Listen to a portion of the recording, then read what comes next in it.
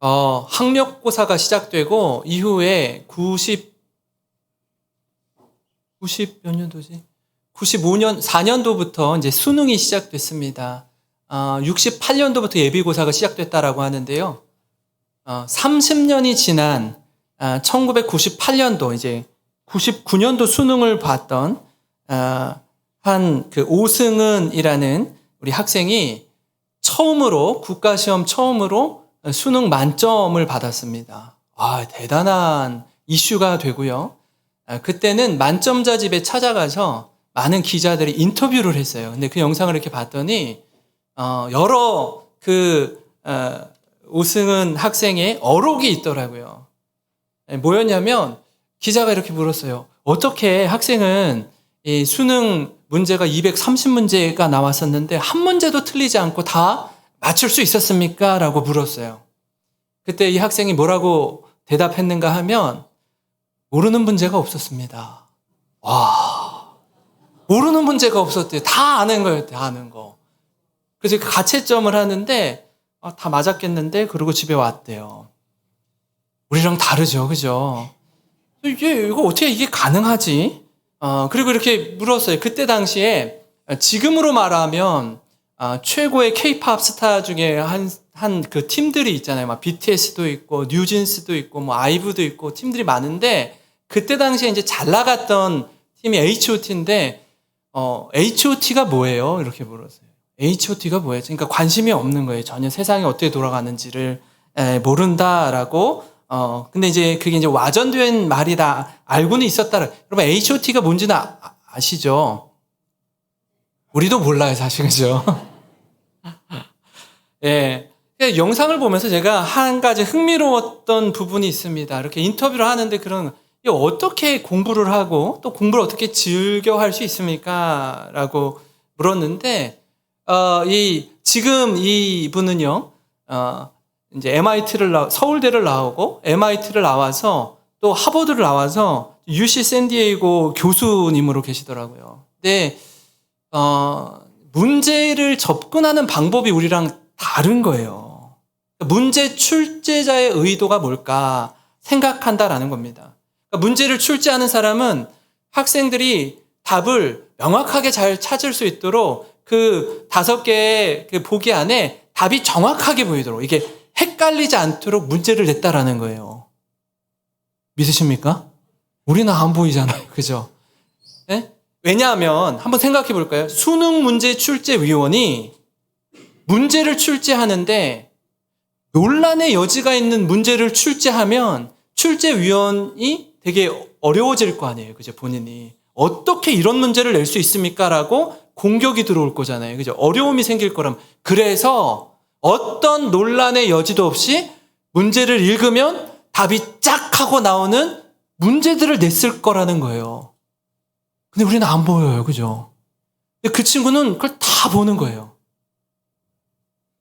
그럼 교과서 공부는 어떻게 했습니까? 라고 물었어요. 공부는 어떻게 했어요? 공부가 재미있습니까? 이 친구는 재미있을까요? 없을까요? 재미가 있는 거예요, 공부가. 왜 재미있죠, 이게? 우리 어색하잖아요, 공부가 재미있다는 게. 왜 재미있냐면, 역사 공부를 하면 5,000년의 역사를 이 책 한 권에 담기 위해서 이 책을 교과서를 만든 사람들이 얼마나 고뇌하고 핵심 내용을 여기다 집어넣으려고 애를 썼을까. 그러니까 교과서를 만든 사람의 마음을 읽는 거예요. 이게 이래서 중요하구나. 이런 내용을 담고 있구나. 우리랑 온도차가 너무 많이 나죠. 그죠? 그런 마음으로 공부를 했기 때문에 공부가 너무너무 흥미로웠다라고 이야기하더라고요. 우리가 하나님의 말씀을 읽을 때에도 마찬가지인 것 같아요. 말씀을 읽을 때 우리는 말씀을 보면 밤새 잠이 오지 않다가도 말씀을 딱 펴고 한 5분 안에 잠이 와요, 잠이. 그죠? 잠이 들 수 있어요. 말씀을 보면서 우리 이 오승은 자매의 이 공부 방법을 깨닫는다면 하나님이 이 말씀을 통해서 내게 주시고자 하는 말씀은 뭔가? 그리고 예수님이라면 지금 내가 겪고 있는 고난, 이 어려움, 이 힘든 상황들을 예수님은 어떻게 이 문제들을 극복해 가실까? 이렇게 읽으면 말씀이 달콤하게 다가오고 말씀이 더 가슴 깊이 다가올 겁니다. 믿습니까? 저는 하나님의 말씀, 아멘이 하나님의 말씀을 우리가 읽을 때에 하나님의 말씀이 그냥 수천 년 전의 말씀으로만 끝이 아니라 오늘도 살아계셔서 역사하시는 하나님의 말씀으로 받는 저와 여러분이 되기를 주님의 이름으로 축원합니다. 우리가 사는 세상이 그래요. 밖을 나가시면요, 곧 교통 법규가 있습니다. 그죠? 신호등이 있고요. 빨간불이 들어오면 멈춰야 하고 파란불이 들어오면 갈 수가 있습니다. 왜 있죠, 이게? 수십 년, 수백 년의 시간을 지나면서 이런 법과 규칙과 질서를 통해서 함께 더불어 사는 사람들이 행복하게 살도록, 문제없이 살도록 그렇게 만든 게 법규예요. 라오스 선교를 제가 4번, 한 5번 갔는데 라오스에 가면요, 신호등이 거의 없어요. 신호등이 있는 지역은 어디냐면 대통령궁 근처에 잘 포장된 도로 부근에 몇 개만 신호등이 있고 일반 도로에는 비포장 도로일 뿐 아니라 신호등이 없습니다. 자동차가, 오토바이가, 사람이 지나다니고 리어카가 다니고 소가 다니고 하는데 알아서 다녀야 돼, 알아서. 그러다 보니까 사건과 사고가 많이 일어납니다. 사고가 나면 보험회사를 부를 수가, 보험회사가 어디 있어요? 그냥 알아서 해결해야 되는 거야, 알아서. 그러니까 어렵죠. 곤란한 일들을 많이 겪습니다. 법을 지키는 건 우리가 안전하고 행복하게 살도록 법을 만든 거예요. 규칙을 세운 겁니다. 죄라는 단어가 헬라어로 하마르티아입니다. 이 죄라는 단어가 가지고 있는 원뜻이 무엇인가 하면 관역이 있으면 관역에 화를 쏘잖아요. 관역을 빗나가다라는 뜻이 죄라는 거예요. 분명한 목적이 있고 목표가 있어서 그 관역에다가 정확하게 화살을 날려야 되는데 그 관역을 빗나가는 것이 죄라는 거예요. 우리가 하나님의 말씀 또는 법을 지키기로 하고 약속하면 그 약속대로 사는 게 우리의 유익과 행복을 위한 것인데 이걸 벗어나면 죄가 되는 것이라는 겁니다. 이와 같은 맥락에서 오늘 요한 1서를 기록한 사도 요한은 1장에서 이렇게 말합니다. 그리스도인인 우리가, 빛의 자녀된 우리가 행복하게 살려면, 기쁨 충만한 가운데 살려면 빛 되신 하나님을 가까이 하는 거예요. 하나님의 말씀에 순종할 때 기쁘고 행복한 삶을 살 수 있다라고 이야기합니다. 우리가 살면서 누구와 함께 하느냐, 누구와 함께 사느냐 하는 건 굉장히 중요한 질문입니다. 왜 그렇죠? 그럼 어느 공동체에 속하느냐, 누구와 함께 사느냐 하는 것은요, 함께 하는 사람의 영향을 받기 때문에 그래요. 서로 닮기 때문에 그렇습니다. 나도 모르는 사이에 함께 하는 사람의 말이나 생각이나 행동 모두 닮게 되어 있어요. 그래서 이렇게 사람들을 한번 보세요. 이렇게 함께 하는 사람들 보면, 이분은 이런 분이랑 친하구나, 이분은 이런 분이랑 친하구나, 비슷비슷하구나를 금방 아실 거예요. 금방. 왜요? 서로 닮기 때문에 그렇습니다. 그래서 하나님을 믿고 따른다라고 하는 우리가 하나님과 거리를 두고 살아가면 하나님을 닮지 않는 거예요. 하나님 영향력 아래 머무르지 않으면 하나님을 닮아갈 수 없어요. 야고보서 4장 8절인데요. 우리 한번 같이 읽어보겠습니다. 시작. 하나님을 가까이 하라. 그리하면 너희를 가까이 하시리라. 죄인들아 손을 깨끗이 하라. 두 마음을 품은 자들아 마음을 성결하게 하라. 아멘. 하나님을 가까이 하면 하나님도 우리를 가까이 대해 주신대요.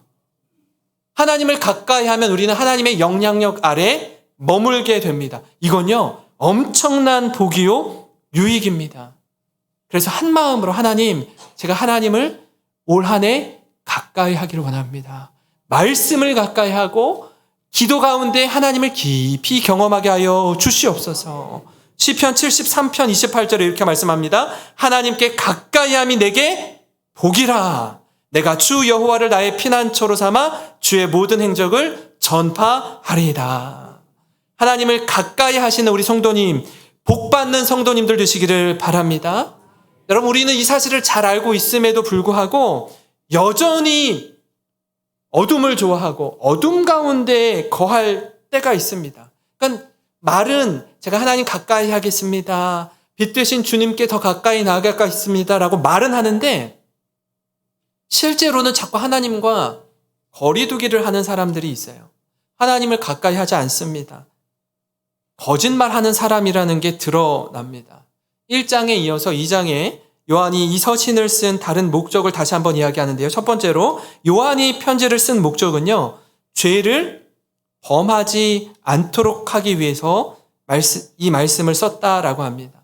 그러니까 빛 되신 예수님과 동행하면 자연스럽게 죄로부터 거리를 두게 되어 있습니다. 정확하게 활을 겨누어서 관역에 맞출 수가 있습니다. 그러나 하나님과 거리 두기를 하면 점점 죄와 거리가 좁혀지게 되고 결국엔 죄를 범하게 됩니다.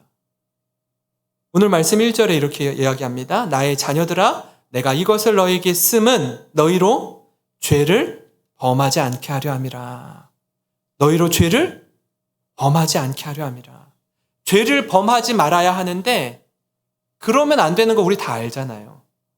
아는데, 머리로는 잘 아는데 삶으로 연결되지 못할 때가 있습니다.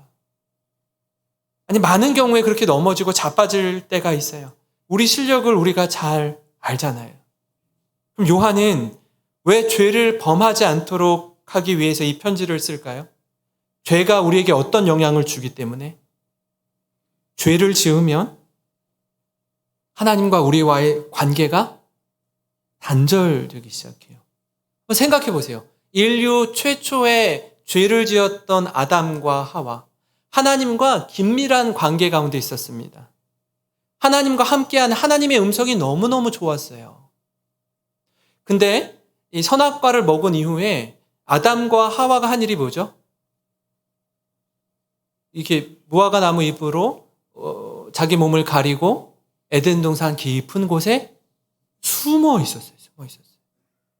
왜요? 무서운 거예요. 두려운 거예요. 하나님과 관계가 너무 좋았는데 죄를 지으니까 어떻게 해요? 두려운 거예요. 관계가 깨지는 거예요. 그러니까 하나님의 음성이 평소에 너무나 달콤하고 사랑스럽고 좋았는데 이제는 하나님의 음성이 무서운 거예요. 하나님 뭐라고 그러죠? 아담아, 네가 어디 있느냐? 몰라서 물으셔요? 어디 있는지 몰라서 물으실까요? 알아요. 아담아, 너 지금 어디 있니? 너 지금 있어야 할 자리가 어디니? 거기 있는 게 맞니? 그 자리에 있는 게 맞아? 물으시는 거예요. 무서워요. 두려워요. 죄는 하나님과 사람 사이의 관계를 갈라놓기 때문에 죄를 범하지 말게 하기 위해서 이 편지를 썼다라고 이야기해요. 두 번째는요, 죄는 사람과 사람 사이의 관계를 깨뜨립니다. 죄가 들어오면 사람과 사람 사이의 관계가 깨어져요. 묻잖아요. 너 왜 그랬니? 무슨 일이 있었니? 아담이 이렇게 얘기해요. 하나님께서 저에게 주신 저 여자가 선악과를 먹으라고 해서 먹었습니다. 우리 이 자리에 계시는 우리 여성도님 여러분, 남편이 하나님의 질문에 요따구로 대답해요. 저 여자가 먹으라고 해서 먹었어요. 어떠셔요? 마음이 불편해요. 아, 내 남편이 어떻게 이럴 수가 있어? 잘못했다고 말하지는 못할 망정 나를 팔아넘겨. 아내인 하와가 뭐라고 하죠? 너는 왜 그랬니? 너는 왜 그랬니? 하나님, 저 뱀이 먹으라고 해서 먹었어요. 저 뱀이 먹으라고 먹었어요. 아담도 그렇고 하와도 그렇고 하나님 제가 잘못했습니다 라고 말하지 않아요. 용서해 주세요 라고 말하지 않아요. 죄는요, 사람과 사람 사이의 관계를 깨뜨립니다. 죄는 그런 거예요. 생명을 파괴시킵니다. 그래서 6장 23절, 로마서 6장 23절에 이렇게 나옵니다. 죄의 삭스는 사망이요, 하나님의 은사는 그리스도 예수 우리 주 안에 있는 영생이니라. 죄의 결과는 사망으로 연결돼요. 참혹합니다. 그래서 죄를 범하지 않게 하기 위해서 이 글을 썼다라고 얘기해요. 사랑하는 성도 여러분, 가능한, 할 수 있는 대로 죄를 짓는 자리에서 과감히 떠나시기 바랍니다. 미혹받을 수 있는 자리에서 과감히 훌훌 털어버리고 벗어나기 바랍니다. 나는 예수를 잘 믿기 때문에 괜찮습니다. 나는 하나님을 꽉 붙들고 있기 때문에 괜찮습니다. 그래서 죄 짓는 자리에, 유혹의 자리에 있어도 나는 절대로 죄 안 짓습니다. 자신을 결코 과신하지 마시기 바랍니다. 사람들이 쿵쿵하고 넘어져요. 그렇게 대단하고 위대해 보이고 똑똑하고 훌륭해 보였던 사람들이 쿵쿵 넘어집니다. 왜요? 죄란 그런 거예요. 무섭습니다. 그래서 나를 신뢰하는 것이 아니라 나와 함께 하시는 하나님을 신뢰하시는 우리 성도님 되시기를 주님의 이름으로 축원합니다. 그런가 하면 요한이 편지를 쓴 목적 두 번째는요, 죄를 범하더라도 용서하시는 예수님이 계시다라는 거예요. 여러분, 그러면 안 되지만 혹 우리가 죄를 범할 때 우리와 함께 하시는 예수님, 우리의 죄를 덮어주시고 용서하시는 예수님이 계시다라는 것입니다. 다시 한번 1절과 2절을 볼 텐데요. 나의 자녀들아, 내가 이것을 너희에게 쓰면 너희로 죄를 범하지 않게 하려 함이라. 만일 누가 죄를 범하여도 아버지 앞에서 우리에게 대언자가 있으니 곧 의로우신 예수 그리스도시라. 그는 우리 죄를 위한 화목제물이니 우리만 위할 뿐이 아니요 온 세상의 죄를 위하심이라. 우리가 죄를 지었을 때 우리를 대신해서 말씀해 주시는, 변호해 주시는 변호사가 계시는데 그분이 예수님이래요. 예수님이 우리의 변호사가 되어주신대요. 죄로 인해서 깨어진 관계를 회복시켜 주시는 분. 다리 놓는 사람, 브릿지 빌더, 피스메이커, 화평케를 만드는 사람, 화평케 하는 사람, 누구라고요? 예수 그리스도라는 겁니다. 하나님과 우리와의 관계를 화해시켜 주셔요. 그 예수님으로 인해서 우리가 새롭게 되는 겁니다. 하나님 앞에 서면요, 참 부끄러워요. 면목 없습니다. 그럼에도 불구하고 우리가 다시 용기를 낼 수 있는 이유, 다시 예배의 자리에 나올 수 있는 이유는 무엇입니까? 다름 아닌 예수님의 십자가가 우리를 새롭게 하기 때문에 그래요. 이게 은혜요? 복입니다. 세상이 알 수 없고 이해할 수 없는 은혜가 십자가에 있습니다. 그럼에도 불구하고 우리가 다른 사람을 대할 때에요, 우리가 용서와 은혜에 관해 인색할 때가 참 많습니다. 나 자신에 대해서는 그렇게 한없이 관대한데 다른 사람에 대해서는 너그럽지 못한 거예요. 굉장히 높은 기준과 잣대로 평가하는 겁니다. 그리고 마음껏 비난하고 비판하는 거예요. 너무나 아이러니하지만 이게 우리의 모습이기도 합니다. 그런 거 있잖아요. 1만 달란트 탕감받은 자가 지금 방금 이 상상할 수 없는 인생의 채무를 탕감받고 나서 뒤돌아서서 나오면서 자기에게 100데나리온 빚진 자를 용서하지 못해요. 당장 감옥에 가둡니다. 하나님의 놀랍고 크신 구원의 은혜를 받은 우리가 너무나도 작고 사소한 잘못과 죄를 지은 사람을 용서하지를 못하는 거예요. 사랑하는 성도 여러분, 신앙생활을 하다가 우리의 심령이 차갑게 식어질 때가 있습니다. 신방하면서 몇몇 성도님들을 만나서 이야기를 나누다 보면 이런 이야기를 하죠. 목사님, 제가 예전에 정말 기도의 자리, 예배의 자리를 빠짐없이 놓치지 않고 사모하면서 예배 드렸었어요. 집이 멀어요. 근데도 눈이 오나 비가 오나 나오는 거예요. 그렇게 저에게 말씀해 주시는 몇몇 성도님들이 계십니다. 근데 그분들의 그 말씀 뒤에는 뭐예요? 목사님, 지금은 그러지 못하고 있습니다. 과거에 그랬었는데 지금은 잘 그러지 못합니다. 전에는 그렇게 뜨거웠는데 언젠가부터 차가워졌습니다. 예배의 자리를 떠나고 기도의 자리를 떠나고 영적으로 곤고해지는 거예요. 그러다 보니까 다시 새해를 맞이해서 뭔가 새롭게 시작하고 회복하려고 해도 이상하게 사람들의 눈치를 보고 주저할 때가 있습니다. 내가 갑자기 열심을 내면, 내가 갑자기 교회에 나오면 사람들이 수군거리는 거 아니야? 나 쳐다보는 거 아니야? 이런 분들이 계셔요. 여러분, 그럼에도 불구하고 하나님 앞에 나와 예배 드리기 바랍니다. 염치불구하고 기도의 자리를 회복하시기를 바랍니다. 이런 나를 하나님 받아주시겠어? 이런 나를 사람들이 나를 용납해 주겠어? 이 의심이 들 때마다 그리스도의 십자가를 바라보세요. 우리가 자꾸 하나님을 규정하거나 제한할 때가 많아요. 하나님은요, 인간이 아니세요. 하나님 우리를 있는 모습 그대로 덮어주시는 분이십니다. 용납하시고 용서하시는 하나님 앞에 나아가는 것이 복임을 믿으시기 바랍니다. 여러분, 그렇다면 죄 용서를 받은 자는 그럼 우리 어떻게 살아야 돼요? 어떻게 살아야 됩니까? 첫째로 우리를 용서하신 예수님의 말씀에 순종해야 합니다. 십자가로 용서받은 우리입니다. 죄와 사망의 자리에서 은혜와 생명의 자리로 옮겨졌습니다. 은혜를 받았다면 이게 어떻게 우리가 말로 표현할 수 있을까요? 새 생명을 선물로 받았다면 우리가 말씀에 즐거이 순종해야 하는 것 아닙니까? 제가 늘 듣는 예화예요. 세보로에서 젊은 여자 고등학교, 단원고등학교 선생님이 배가 침몰해 갈 때에 자기 구명조끼를 벗어서 학생에게 전해줬어요. 그리고 그 선생님은 안타깝게도 생명을 잃게 되었고, 이 구명조끼를 건네받은 이 학생은 생명을 얻게 되었어요.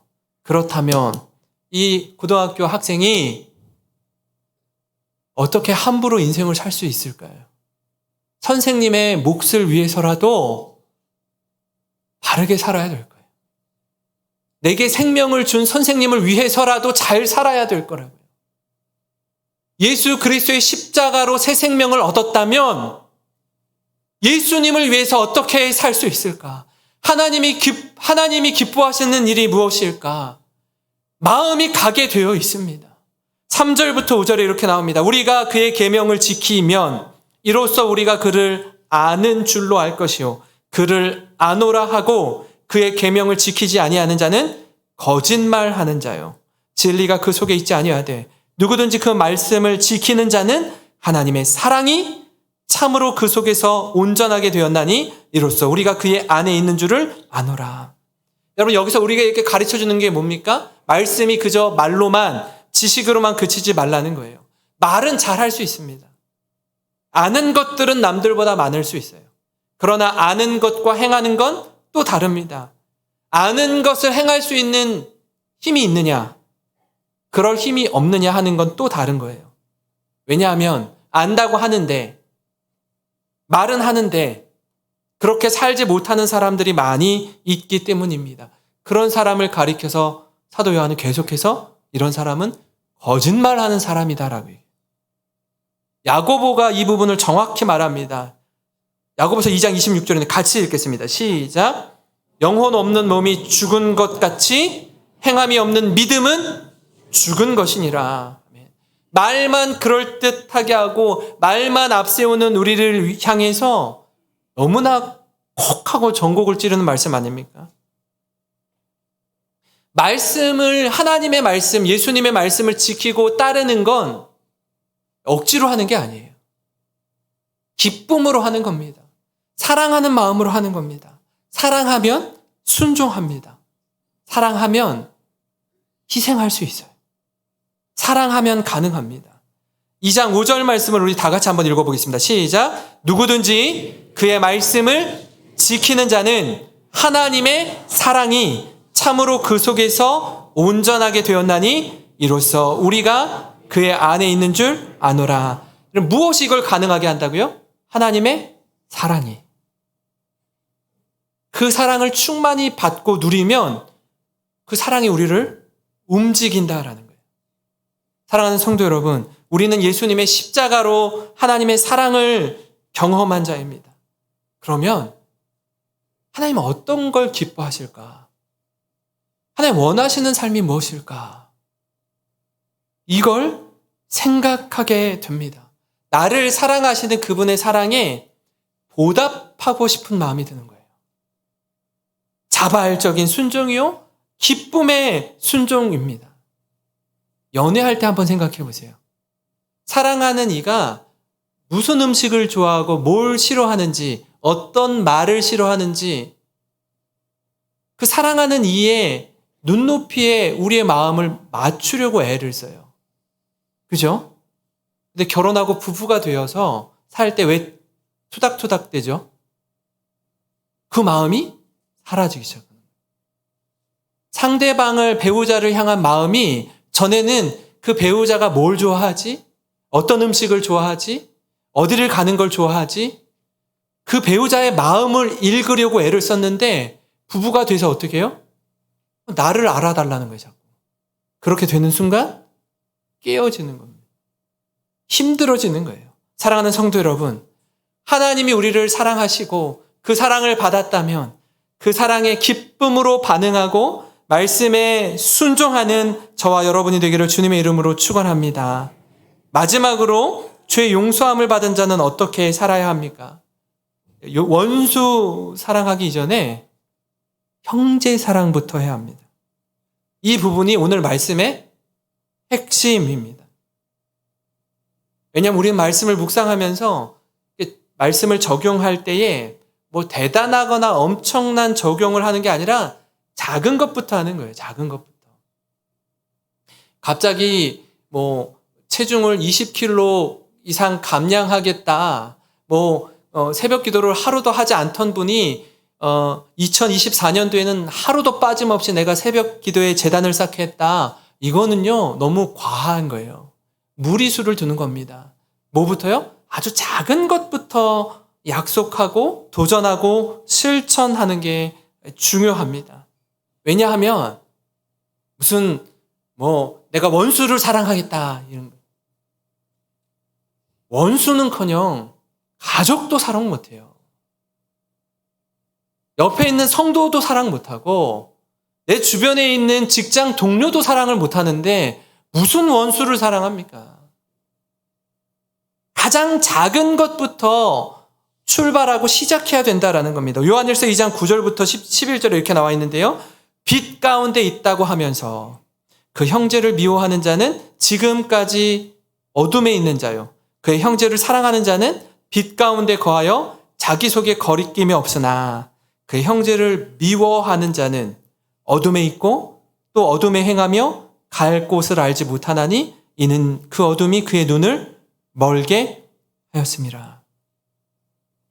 여기서 원수라고 말하지 않아요. 그죠? 뭐라고 얘기해요? 빛 가운데 있다고 하면서 누구를 미워하는 자? 형제를 미워하는 자예요. 가족을 미워하는 자예요. 직장 동료를 미워하는 자예요. 그렇다면 어둠에 있는 자래요. 말은 빛 가운데 있는데 어둠에 있는 자래요. 제가 이 말씀을 보니까 이런 생각이 들더라고요. 우리의 현실을 마치 현미경으로 들여다보는 것처럼 사도 요한이 우리에게 도전합니다. 빛 가운데 있다고 하는데 형제를 미워하는 이게 앞뒤가 맞지 않는다는, 말이랑 생각이랑 말이랑 행동이랑 다르다라는 거예요. 그런 사람은 어떤 자래요? 지금까지 어둠에 있는 자래요. 어둠에 있는 자래요. 원수 사랑은 차치하고 형제 사랑부터 하라는 말씀입니다. 뜬구름식의 사랑이 아니라 구체적이고 현실적으로 우리 가족부터 사랑을 해요. 나와 함께하는 직장 동료부터 사랑을 해요. 그리고 옆에 자리에 앉아서 예배드리는 성도님들부터 사랑하라는 거예요. 이게 바로 빛 가운데 있는 자의 모습이라는 겁니다. 하나님은요, 우리에게 애매모호하게 문제를 주시지 않습니다. 서두에 말씀드린 것처럼 문제 출제자는요, 분명히 의도하는 게 있어요. 정답을 정확하게 알려줍니다. 우리의 영의 눈이 어두워서 뭐가 뭔지 분별을 못할 뿐이지 모르는 문제가 없었대요. 알려줘요. 말씀을 통해서 깨닫는 은혜가 있기를 원합니다. 관역을 정확하게 방향을 잡고 그 관역을 향해서 활을 날려야 되는데 자꾸 엉뚱한 곳으로 활을 쏘는 거예요. 죄를 짓는 거예요. 하나님 앞에서 하나님, 내 잘못이 있습니다. 나의 연약함이 있습니다. 그렇다면 돌아서시기 바랍니다. 회개해야 합니다. 하나님께 나아가야 합니다. 그것이 우리를 살리기 때문에 그래요. 우리를 새롭게 하기 때문입니다. 이런 마음에 부대낌이 있고 어려움이 있고 힘듦이 있을 때 모른 척 하지 마시고 뒤로 한 발짝 물러나지 마시고 하나님께로 나아오시기를 바랍니다. 사랑하는 성도 여러분, 올 한 해 어둠에 머물러 계셨던 분이 계시다면 빛으로 나아오시기 바랍니다.